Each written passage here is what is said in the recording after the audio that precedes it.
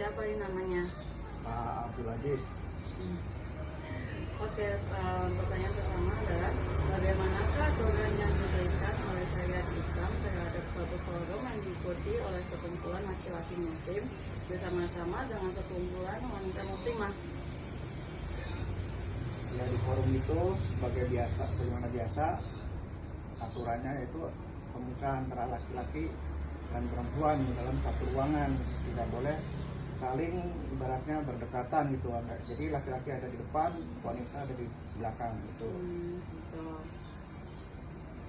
Pertanyaan kedua adalah apakah batasan-batasan yang diberikan oleh syariat Islam terhadap seorang laki-laki yang terpaksa harus mengajar para wanita? Ya, kalau dituntut dengan syariat Islam ya harus ada halang-halang atau halang-halangan supaya tidak bisa berpandangan dengan kaum hawa, kaum wanita itu. Pertanyaan ketiga, bagaimana pandangan syariat Islam tentang forum bersama di malam hari yang diikuti oleh sekumpulan laki-laki muslim dan sekumpulan wanita muslimah?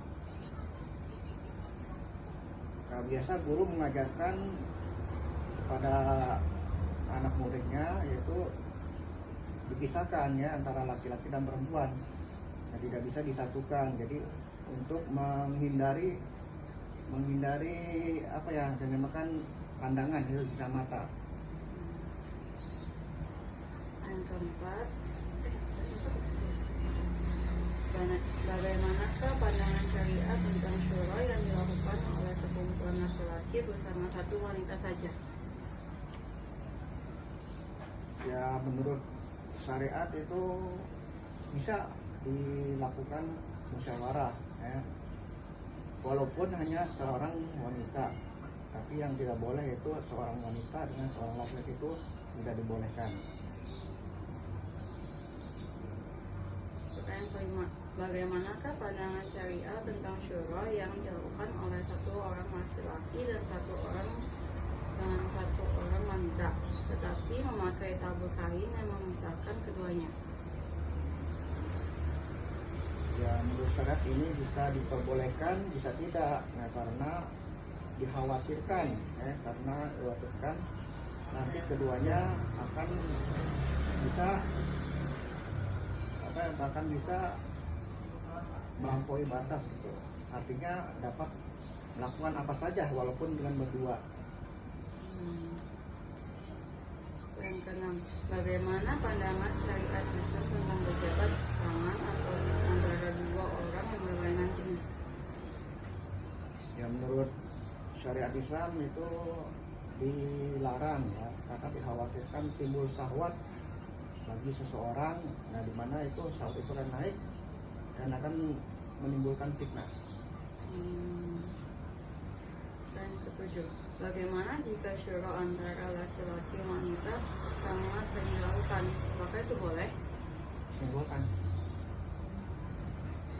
Bagaimana jika syura antara laki-laki dan wanita sangat sering dilakukan antara laki-laki dan wanita? Syura antara laki-laki sama wanita bersama. Dalam satu majelis diperbolehkan, tapi ada jarak itulah, nggak boleh saling berdekatan. Pertanyaan ke-8, terhadap seorang wanita muslimah yang keluar rumah terlalu malam, masyarakat memandangnya sebagai sesuatu yang tidak pantas. Bagaimana pandangan syariat dalam masalah ini? Memang kurang baik jika wanita masuk ke rumah hingga malam hari karena dikhawatirkan fitnah yang terjadi pada dirinya. Nomor 9, bagaimana pandangan syariat tentang seorang muslimah yang memakai jilbab tetapi tidak dijulurkan ke depan dadanya, yakni dinaikkan ke bahunya atau sekitar lehernya, atau dimasukkan ke dalam lubang bajunya? Nah, itu sama saja mengundang fitnah, yaitu bisa kaum lelaki untuk memandang atau untuk melihat memuaskan hawa nafsunya. Pertanyaan terakhir, Bagaimana jika seorang wanita melakukan orasi di hadapan banyak orang yang tidak hanya kaum wanita? Ya, untuk orasi diperbolehkan ya, karena orasi itu bisa membuat wanita itu sebagai pendiri atau penegak keadilan. Oke, segitu saja. Makasih. Sama-sama. Dengan Ustadz siapa yang namanya? Ahmad Munawar Hidayat. Oke, pertanyaan pertama adalah bagaimanakah aturan yang diberikan oleh syariat Islam terhadap suatu forum yang diikuti oleh sekumpulan laki-laki muslim bersama dengan sekumpulan wanita muslimah? Apa ya, baik-baik aja sih kalau menurut saya ya. Yang penting dalam penataan tempatnya ada hijab kayak gitu. Terus untuk kegiatannya yang positif itu sah-sah aja. Pertanyaan kedua, apakah batasan-batasan yang diberikan oleh syariat Islam terhadap seorang laki-laki yang terpaksa harus mengajar para wanita? Mengajar. Batasan ya. Kalau untuk batasan sih sebetulnya gini, yang penting kayak tadi untuk lebih menjaga supaya tidak timbul fitnah. Alangkah baik tadi seperti saya isi pengajian di tempat perempuan kayak gitu kan. Nah itu boleh kita di tempat yang umum seperti biasa dengan catatan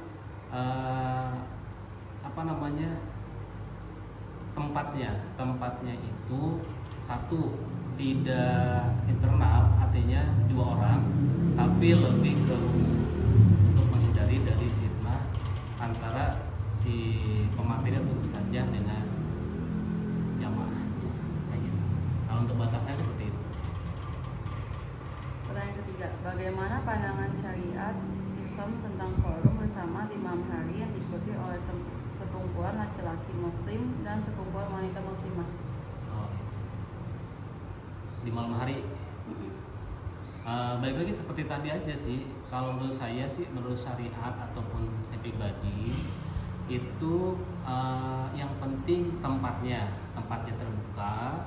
Terus yang kedua untuk menjaga supaya tidak juga ada izin dari RT setempat atau mungkin lingkungan sekitar, supaya ketika menjalankan forum yang tadi itu tidak menimbulkan keresahan di antara warga.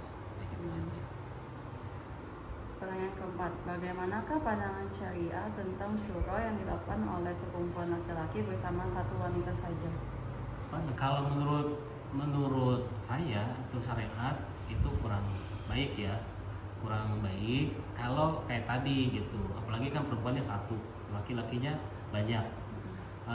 Kecuali ada mahramnya dari si perempuan tersebut untuk menjaga menghindari dari fitnah tersebut.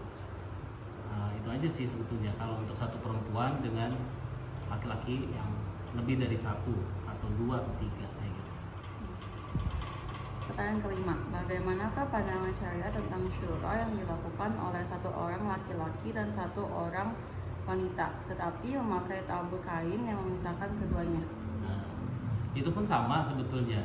Kalau untuk berdua aja, yang kita hindari adalah terjadi hal-hal yang tidak diinginkan.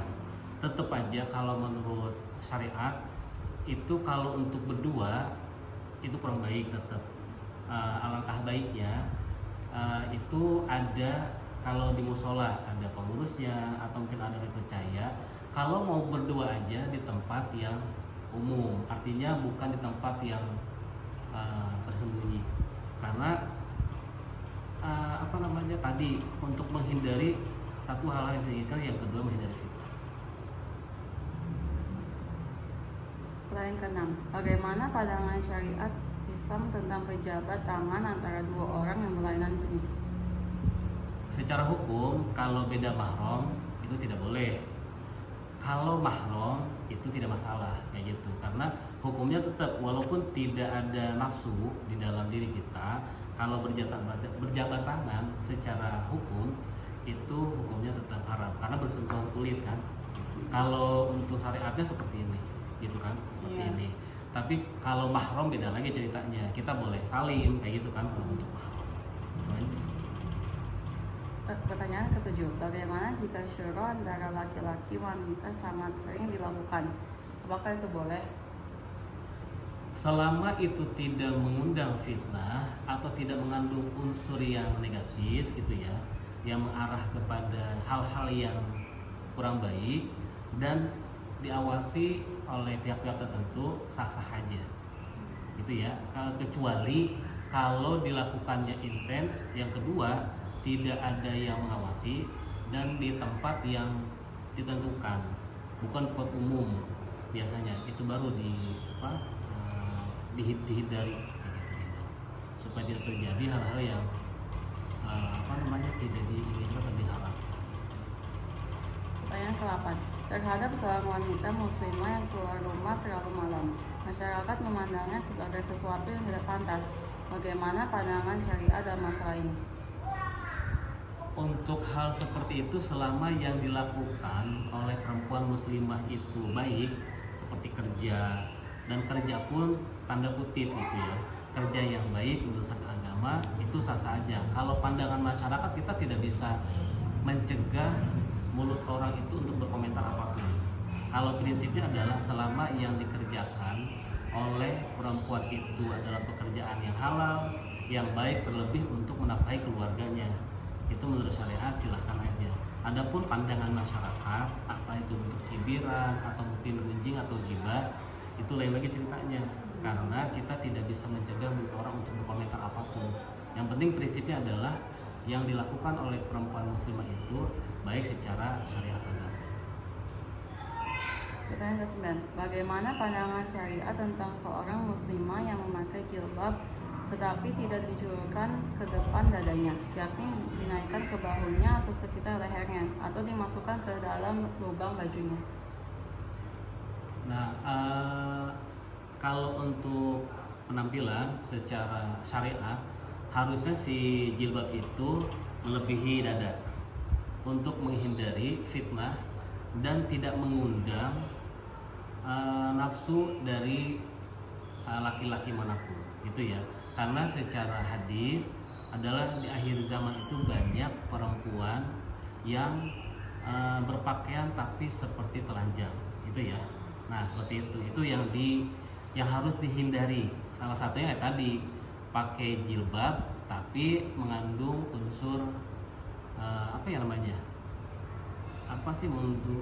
mengundang birahi lah, seperti itu ya. Terus yang kedua, kalaupun dia sepertinya dimasukin tapi si gamisnya itu longgar, jadi tidak membentuk tubuhnya kayak gitu ya. Pertanyaan terakhir, bagaimana jika seorang wanita melakukan orasi di hadapan banyak orang yang tidak hanya kaum wanita? Dan itu terjadi pada zaman sekarang. Dan itu selama dia mengajak orang itu untuk melakukan perubahan, gitu ya, melakukan perubahan untuk kebaikan, dan dia berpotensi bisa mengajak orang-orang untuk melakukan hal yang positif, itu sah saja. Kalau seandainya tidak ada laki-laki yang berani untuk bersuara, hanya perempuan ini, selama dia itu tidak mengandung unsur, satu, mengadu domba, yang kedua, memfitnah. Kalau selama yang dilakukan itu tujuannya baik, positif, dan mengajak orang untuk melakukan kemanfaatan dan kemaslahatan, itu menurut saya sah saja. Itu saja pertanyaan aku. Makasih Pak. Dengan Pak Ustadz siapa yang namanya? Abdillah. Oke, Ustadz Abdillah.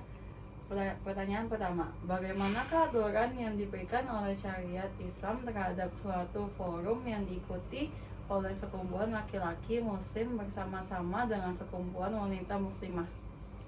Ya, kalau menurut saya sih boleh aja ya, boleh aja asal ada hijabnya. Artinya yang perempuan-perempuan yang laki-laki ditempatin yang sesuai dengan aturan syariatnya. Ya, itu aja sih, supaya tidak ada fitnah nantinya. Oke. Pertanyaan kedua, apakah batasan-batasan yang diberikan oleh syariat Islam terhadap seorang laki-laki yang terpaksa harus mengajar para wanita?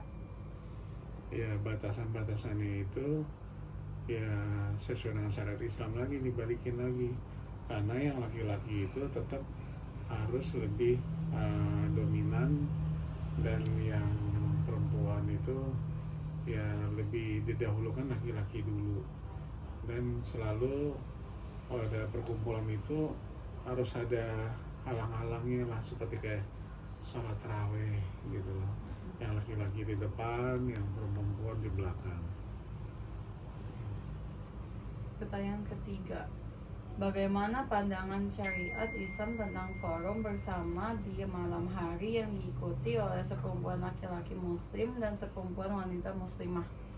Selagi itu ada perkumpulan itu diizinkan oleh pihak yang berwenang, itu sih sah-sah aja, asal itu lagi diatur lagi norma-normanya dalam syariat Islam, yang dimana tetap sesuai dengan syariat Islam. Itu aja sih. Poin keempat, bagaimanakah pandangan syariat tentang syura yang dilakukan oleh sekumpulan laki-laki bersama satu wanita saja? Kalau dari suroi tersebut, kalau dalam satu wanita aja itu tidak apa-apa, asal jangan artinya ada aturan masing-masing, yang dimana untuk suaranya itu tetap terpilih nantinya si wanita ini, hanya ditempatkan pada saat pemilihan tersebut ada hijabnya, gitu aja sih, karena bukan mahram. Pertanyaan kelima, bagaimanakah pandangan syariat tentang syura yang dilakukan oleh satu orang laki-laki dan satu orang wanita, tetapi memakai tabur kain yang memisahkan keduanya? Nah, kalau berdua, nah ini takutnya terjadi, kalau di pandangan dari orang lain bisa jadi fitnah.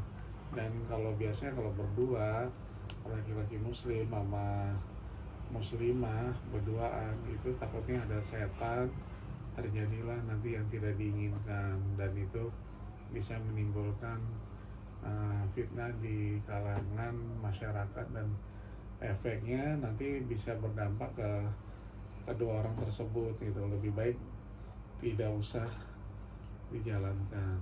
Udah. Yang keenam, bagaimana pandangan syariat Islam tentang berjabat tangan antara dua orang yang berlainan jenis? Kalau berjabat tangan itu kan bukan mahram, kecuali mahram ya. Kalau mahram boleh berjabat tangan, lalu kalau bukan mahram lebih baik tidak berjabat tangan karena bukan mahramnya, ntar terjadi haram hukumnya, karena dosa kita berjabat tangan dengan perempuan yang bukan mahram kita. Itu sih. Pertanyaan nomor 7, bagaimana jika syura antara laki-laki wanita sangat sering dilakukan, apakah itu boleh? Laki-laki wanita kalau mau syura nggak apa-apa, asal beramai-ramai dan ada surat izinnya dari pemerintah, dari pihak berwajib dan pihak setempat, nggak apa-apa.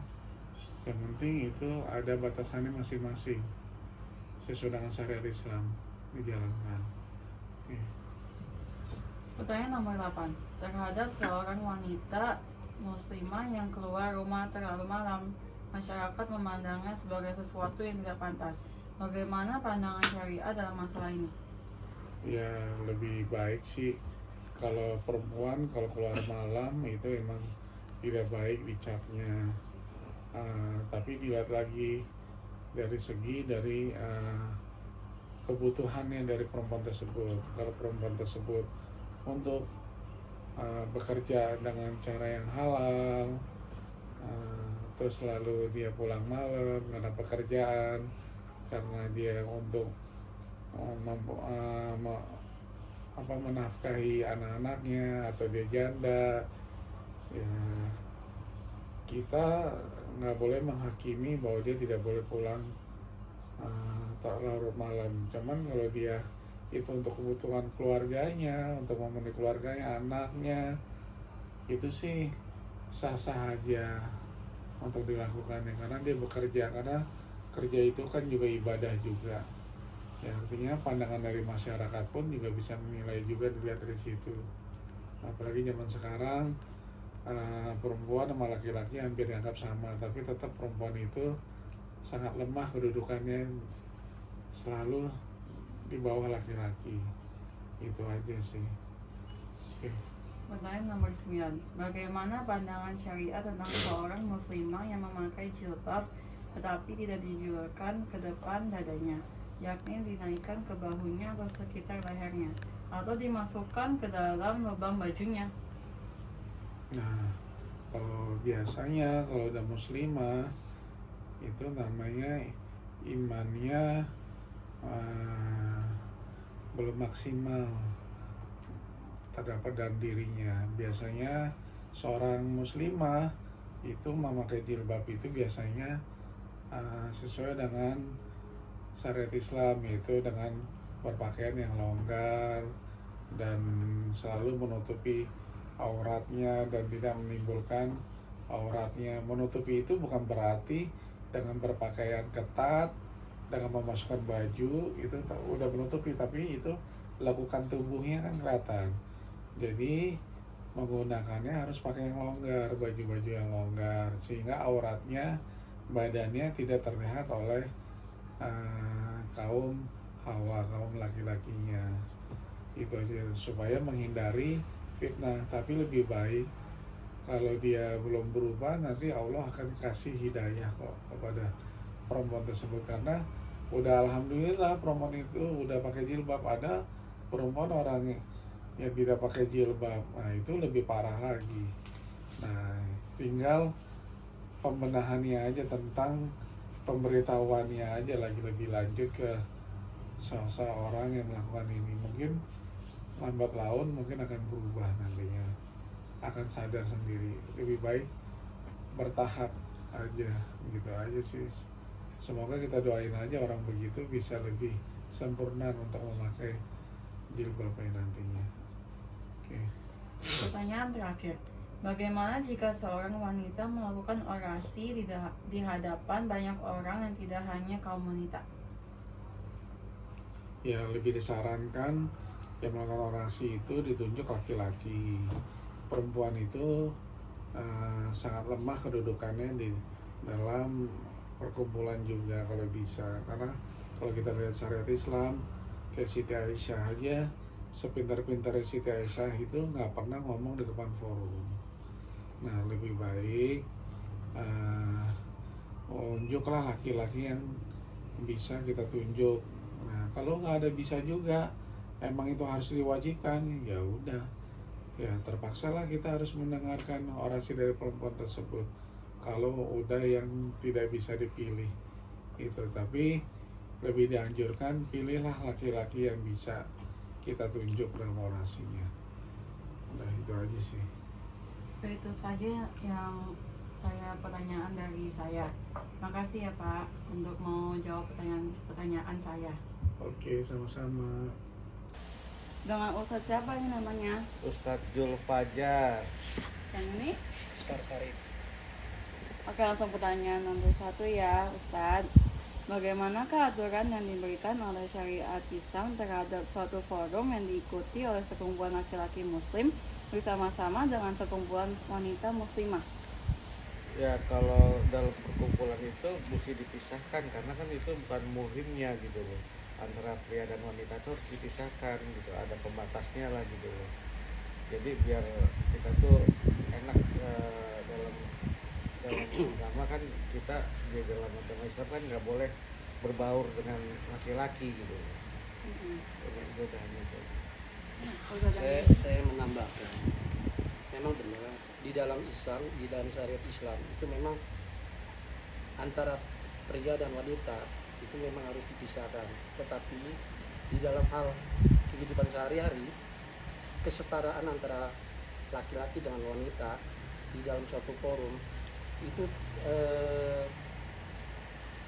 maksudnya bisa diterima, karena di dalam Islam itu antara wanita dan pria itu ada kesetaraan. Yang membedakannya hanya soal keimanan dan kualitas kehidupan dia di dalam menjalankan agama. Gitu. Jadi memang tidak boleh berdekatan, tetapi tidak membuat mereka menjadi ada perbedaan, karena mereka tetap ada kesetaraan antara laki-laki dan wanita. Karena yang membedakan hanyalah soal kualitas keimanannya. Gitu. Ya. Pertanyaan yang kedua, apakah batasan-batasan yang diberikan oleh syariat Islam terhadap seorang laki-laki yang terpaksa harus mengajar para wanita? Ini tadi batasannya yang memang di dalam Al-Quran pun dikatakan antara laki-laki dan wanita itu berbeda. Tetapi di dalam satu kehidupan, dalam soal belajar dan mengajar, tetap di dalam satu ruangan tidak apa-apa. Karena apa? Karena di dalam kehidupan sehari-hari itu tidak terlepas dari hubungan antara laki-laki dan pria di dalam soal pendidikan. Contohnya tadi ya, soal mengajar itu memang dibolehkan, tetapi tidak boleh bersentuhan, tidak boleh ibaratnya main fisik gitu. Jadi di dalam Islam nggak apa-apa, baik laki-laki maupun perempuan, baik yang laki yang mengajar atau perempuan yang mengajar, itu nggak apa-apa dalam satu ruangan. Karena memang ada batasan-batasannya, yaitu tadi tidak boleh bersentuhan. Karena ini kan soal kemudaratan ya, soal sesuatu yang baik. Tidak apa-apa, sesuatu yang baik itu tidak merugikan kan, jadi sah-sah aja gitu.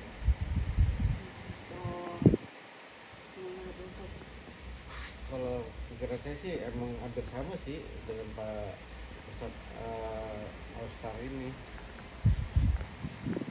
Ya itulah, karena kita tuh dalam Islam kan harus apa yang itu ada bedanya lah gitu, nggak boleh main kekerasan dalam mengajar gitu. Ya itu aja sih. Pertanyaan nomor 3, bagaimana pandangan syariat Islam tentang forum bersama di malam hari yang diikuti oleh sekumpulan laki-laki muslim dan sekumpulan wanita muslimah? Ya kalau kita di dalam ini dalam perkumpulan pertemuan itu kita mesti ada pembatas antara pria dan wanita. Misalnya tuh kan wanita itu bukan muhrimnya lah gitu loh, harus ada pembatas. Jadi ada agak dikasih semacam kain pembatas gitu loh di dalam pertemuan itu. Jadi biar nggak ada souzon yang enggak gitu loh. Udah gitu. Oke, menurut Ustaz. Jadi gini, di dalam Islam, di dalam syariat Islam itu memang wanita dan laki-laki itu bukan mahram ya. Tetapi di dalam kehidupan sehari-hari wanita dan laki-laki tidak apa-apa saling berhubungan. Tetapi jika dilakukan di malam hari itu sebaiknya dihindari. Karena apa? Menimbulkan fitnah. Ya. Karena apa? Wanita itu paling sering yang bikin laki-laki ada fitnah di situ. Makanya ada aturannya di dalam hubungan laki-laki dan perempuan itu di malam hari itu seharusnya dihindari. Jadi ada batasannya. Karena apa? Karena untuk menghindari yang namanya fitnah. Gitu. Pertanyaan nomor 4, bagaimanakah pandangan syariah tentang syura yang dilakukan oleh sekumpulan laki-laki bersama satu wanita saja? Di dalam arti suro itu artinya berpendapat, di dalam suatu perkumpulan berpendapat. Itu kayak seperti orang musyawarah ya. itu memang memang di hal yang seperti itu memang perlu. Karena apa? Karena sesuatu yang ada permasalahan pasti uh, ada penyebabnya. Dalam hal suro, sekumpulan laki-laki dengan satu perempuan dalam suatu forum, ya itu memang batasannya udah jelas. Ini dilihat dari kacamata orang awam aja, itu antara sekumpulan laki-laki dan perempuan itu tidak boleh, apalagi perempuan cuma satu, laki-lakinya banyak, itu pasti menimbulkan fitnah, ya. Tapi karena di dalam hal itu apa, dia dalam forum ya berkumpul dan untuk memecahkan permasalahan, itu boleh-boleh aja, sah-sah aja, asalkan laki-laki yang banyak itu, yang sekumpulan laki dengan satu perempuan, itu harus benar-benar dijaga. Artinya tuh harus jaga jarak dan tidak menimbulkan fitnah juga, karena di dalam Islam pandangannya itu tidak boleh laki-laki dan perempuan berdekatan, apalagi ini laki-lakinya lebih banyak sedangkan perempuan cuma satu. Itu artinya tidak lazim lah untuk di dalam pandangan Islam gitu. Menurut Ustaz Fajar gimana? Kalau menurut saya sih itu hampir sama juga dengan Pak Ustadz Austar ini.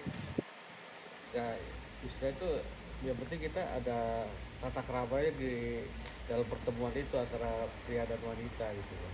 Istilah itu ada pembatas lah gitu loh. Intinya sih itu aja sebenarnya, hampir sama lah ini pertanyaannya gitu loh. Pertanyaan nomor 5.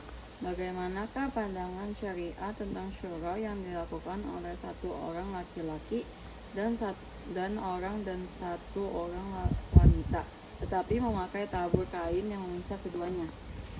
Memang kalau dari pandangan itu sih kita di dalam istilah di dalam gedung kalau kita itu tuh memang ada khusus buat laki-laki sama buat perempuan, jadi itu dipisah gitu loh.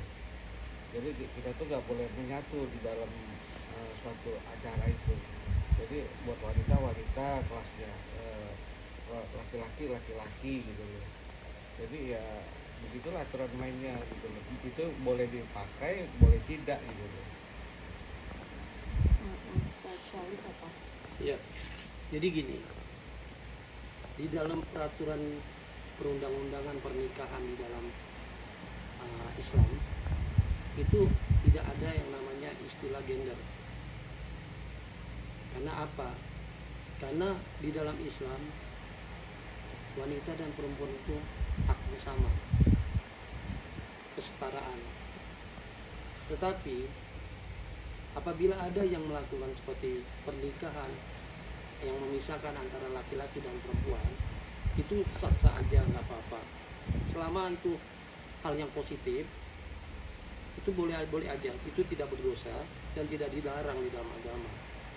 Jadi boleh dilakukan, boleh tidak, itu terserah pandangan orang masing-masing. Tapi di dalam Islam memang istilah gender itu ada yang pro, ada yang kontra, ada yang menjalankan, ada yang enggak. Jadi itu yang artinya tabur kain itu gender, artinya memisahkan antara pria dan wanita, tetapi tidak menghalangi kesetaraan mereka di dalam kehidupan sehari-hari, termasuk dalam soal pernikahan. Jadi pernikahan boleh dilakukan dengan memisahkan ataupun tidak memisahkan, karena di dalam perundang-undangan di Indonesia dan undang-undang di agama Islam itu tidak ada yang seperti itu. Pertanyaan nomor 6. Bagaimana pandangan syariat Islam tentang berjabat tangan antara dua orang yang berlainan jenis?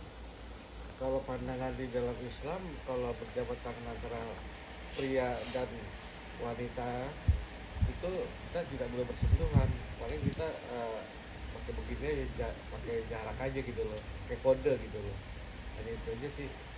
Jadi kita tuh nggak boleh jabat tangan tuh nggak boleh, kecuali kita sesama jenis gitu, baru boleh berjabat tangan. Ya, itu aja. Ustaz Syarif. Ada sejumlah hadis yang menyatakan larangan antara pria dan pria dan wanita bersentuhan karena itu bukan mahramnya. Yang terlebih lagi apabila dia akan bersentuhan itu akan menimbulkan syahwat bagi keduanya dan itu akan menimbulkan fitnah. Itu intinya seperti itu. Bukan mahram ya antara laki dan perempuan, akan menimbulkan syahwat dan akan menimbulkan fitnah. Begitu. Pertanyaan nomor 7. Bagaimana jika syura antara laki-laki dan wanita sangat sering dilakukan? Apakah itu boleh?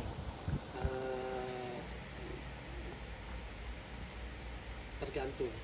Jadi begini, syuro kalau pertemuan antara laki-laki dan perempuan itu memang ada keperluan, ya, ada hal yang memang harus dibicarakan, yang harus dituntaskan, itu boleh-boleh aja. Ya. Tapi apabila laki-laki dan perempuan itu sering bertemu, tetapi tidak membawa suatu yang hal positif, itu juga nggak baik. Karena apa? Itu akan menimbulkan fitnah, ya, dari masyarakat. Karena apa? Sesering itu mereka bertemu, itu akan menimbulkan suatu yang negatif, bisa-bisa nanti menimbulkan hal yang seperti zina gitu. Jadi diusahakan untuk laki-laki dan perempuan jangan sering bertemu, kecuali ada hal yang penting yang memang harus dipecahkan, yang harus dituntaskan permasalahannya, seperti itu. Ya kalau bagi saya sih itu memang harus apa ya? Ya sebenarnya sih hampir sama juga sih jawabannya dengan Pak Ustadz Syarif ini. Ya habis penambahannya ya gitu-gitu aja juga ujung-ujungnya ke sana juga gitu loh. Ya, itu aja. Pertanyaan nomor 8.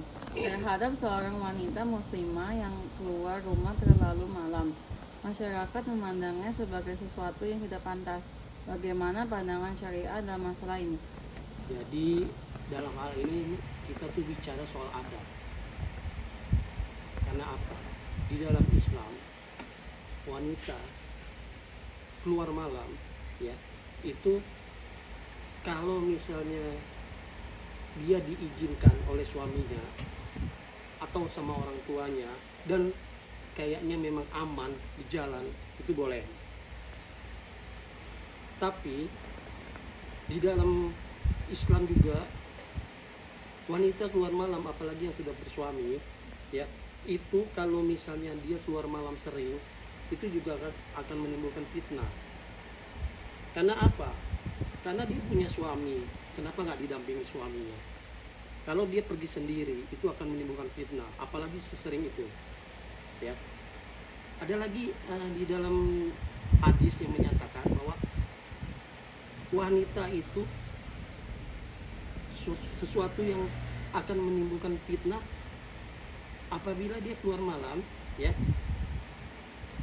tidak dapat izin dari suami, tidak diizinkan suami, dia keluar malam, itu lebih itu lagi lebih tidak diperbolehkan di dalam Islam. Karena istri itu apabila dia pengen keluar selalu harus minta izin sama suami, gitu. Jadi intinya wanita keluar malam itu tidak diperbolehkan apabila tidak mendapatkan izin dari suami. Kalau belum menikah gimana? Kalau belum menikah itu soal adab. Ini bicara soal adab juga. Karena apa? Wanita yang tidak bersuami itu lebih besar fitnahnya dibanding yang sudah bersuami. Karena apa? Wanita yang tidak bersuami itu dia lebih condong dinilai masyarakat. Karena apa?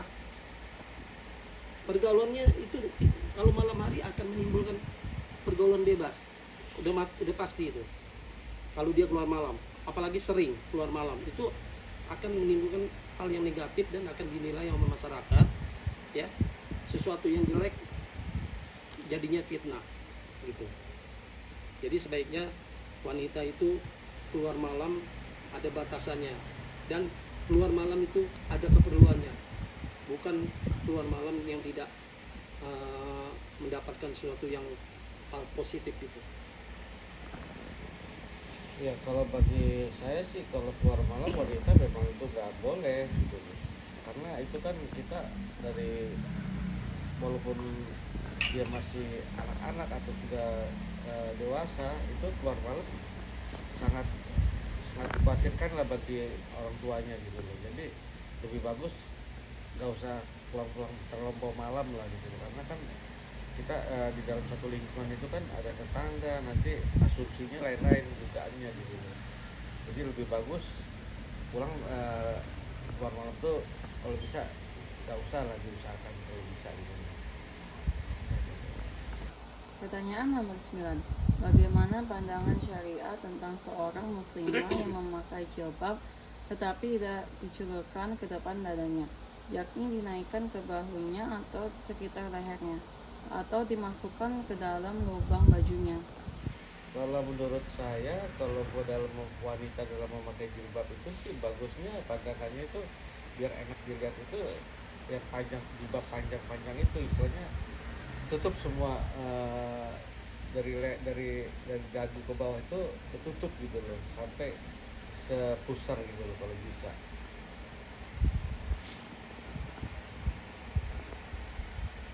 Ada ayat surat An-Nur ayat 31 yang menyatakan wanita harus berkerudung dan menutupi dadanya. Hal ini yang dimaksudkan untuk menghormati diri sendiri dari pandangan luar dan hasilnya akan diterima dari diri sendiri juga. Artinya apa? Artinya apa? Di dalam surat itu artinya apa? Wanita di dalam menggunakan jilbab tidak harus sembarangan.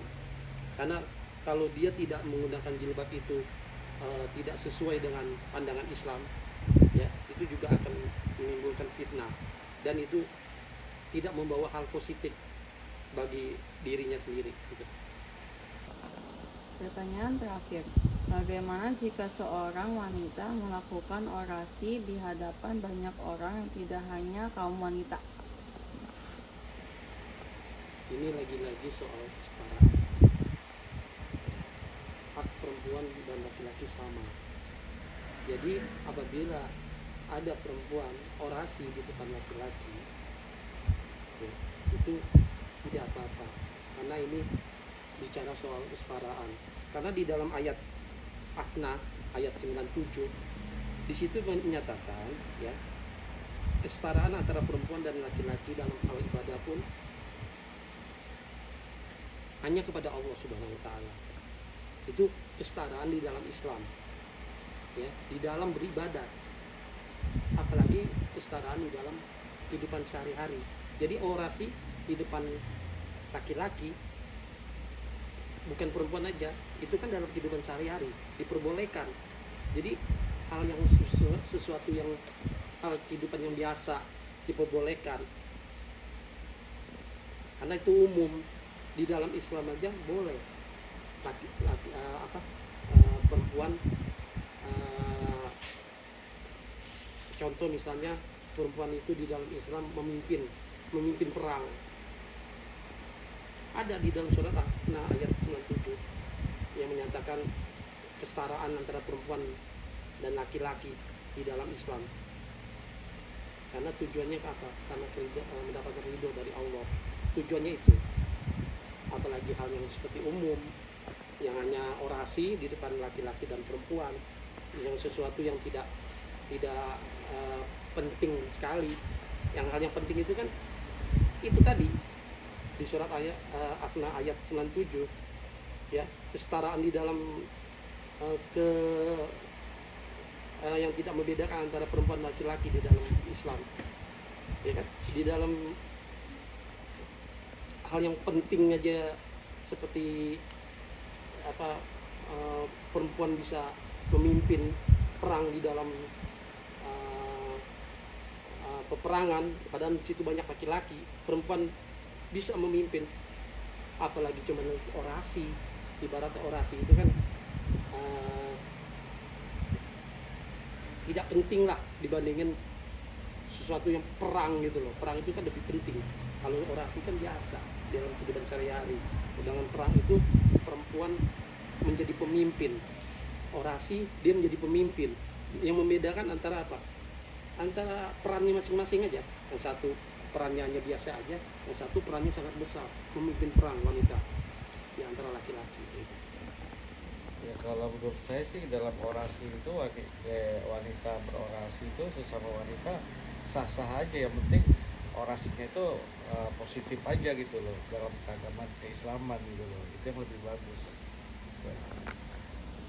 Oke, itu saja yang saya tanyain. Makasih ya Ustadz untuk mau jawab pertanyaan-pertanyaan saya. Kasih. Sama-sama.